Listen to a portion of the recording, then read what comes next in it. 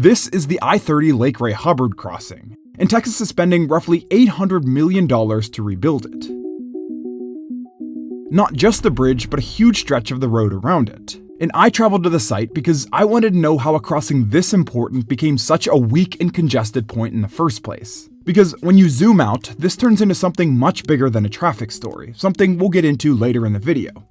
So we're going to look at how this happened, what's being built now, and whether this project is actually solving the problem. But what really makes this story more complicated is that the region may already have the outline of another solution. It just doesn't quite work.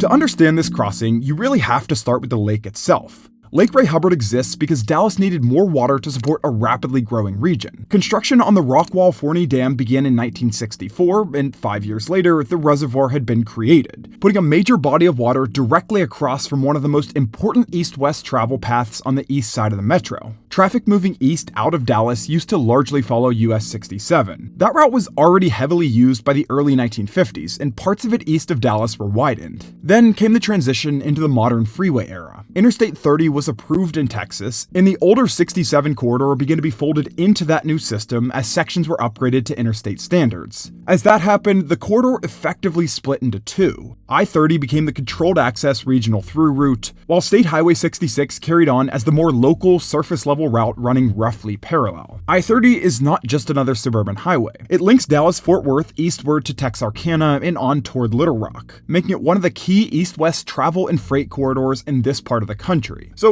to understand why this crossing became such a problem, you have to zoom out and look at the road network around it. Dallas has several major corridors feeding movement across the east side of the metro. There's I-635, the ring road that helps move traffic around the north and east side of the city, something you may remember from a previous video. There's the President George Bush Turnpike, which ties directly into I-30 right before the lake crossing. And there are other east-west routes in the same general travel shed, like US 80 and State Highway 66. But looking at this map, the hierarchy is pretty obvious. I-30 is the limited access interstate in this system. It's built to carry higher speed, longer distance regional traffic, and that puts it in a prime position for anyone traveling between the growing communities east of Dallas and major destinations across the metro. If you live in Rockwall County or farther east and need to reach North Dallas, downtown, Arlington, or Fort Worth, I-30 is often the most direct and high-capacity path for a large share of that trip. And that demand has been rising fast. Rockwall County had about 108,000 people in the 2020 estimate base and about 137,000 by July 2024, which is a roughly 27% increase in just 4 years. A huge jump for a county that is heavily tied to the Dallas job market. And with congestion starting to build up more and more, something had to be done and fast.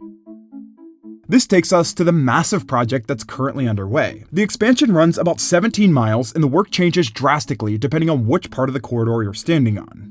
On the western end, the project adds shoulders and builds frontage road bridges and interchange pieces. Through the core lake section, it reconstructs and widens the freeway from 6 main lanes to 8, as well as adds more of those frontage road bridges. On the eastern end, it widens the road from 4 main lanes to 6, while also rebuilding the frontage roads, ramps, drainage, and supporting bridges around it. It's a full rebuild designed around the fact that different parts of I-30 were failing in different ways. That's why TxDOT split the job into 3 separate segments, like you see here. Segment 1 is already completed, while Segment 2 and 3 began construction in 2023, with both estimated to complete in 2027. But the project is not just trying to squeeze more cars onto the bridge. It's trying to change how the corridor behaves when something goes wrong. By building these separate frontage road bridges alongside the interstate crossing, traffic still has another way to get across the water if general purpose lanes are blocked or restricted. From a road network perspective, that's probably the most important part of the entire project. It can be hard to understand how much work goes into just the bridge portion of this project. The 4 new frontage road bridges are supported by 1,089 columns, with the deepest of these going 110 feet into the ground. Because these segment 2 bridges are going to be 3 lanes each, the segment contains just over 1.74 million square feet of bridge deck, which is the same area as 30 football fields. TxDOT also says 17,000 cubic yards of material will be dredged from the lake bottom to offset the space taken up in the lake by construction. If you look at the Sapphire Bay area, the road network looks completely different than it did just 5-ish years ago. And not only that, but private development is springing up at the same time, with new apartments and developments pretty much everywhere I could see. As I mentioned earlier, the total cost is roughly $800 million across the segments. What happens after all of this is finished is where the real argument begins.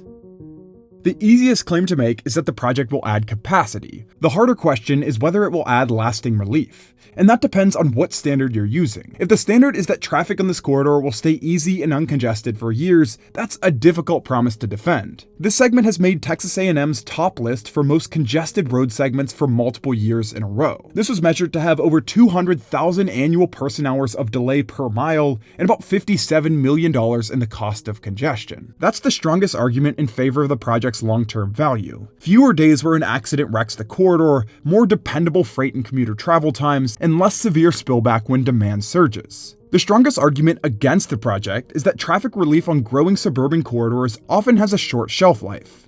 Induced demand is one of the most controversial issues in highway forecasting, and that's really the core of the skepticism here. Once this corridor becomes easier to use, some travelers will shift back onto it, some longer trips become more attractive, and over time development patterns respond to the added road space. So Rockwall County will likely continue this astronomical growth pattern, in part because of what this is enabling. And that's where transit enters the conversation, because the most obvious counterargument to widening is that a region should build up more alternatives instead of more road space. There is some substance to that argument, but only up to a point. DART's Blue Line reaches the nearby Rowlett, and it gives riders direct access into downtown Dallas and the broader DART system, with peak service every 15 minutes. So, for people west of the county line, this is an option. But even if people in the Rockwall area are willing to drive to a park and ride, they still have to cross over the lake, which would lead them to taking one of the parallel corridors. And here's where this gets interesting. The Blue Line technically stops in Rowlett, but the physical tracks continue east through Rockwall. Why not just extend the service?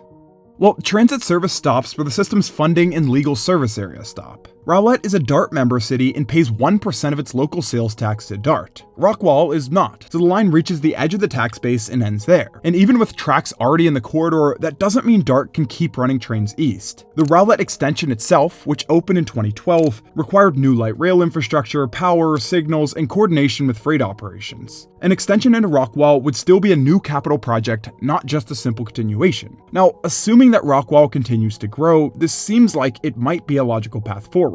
But who knows?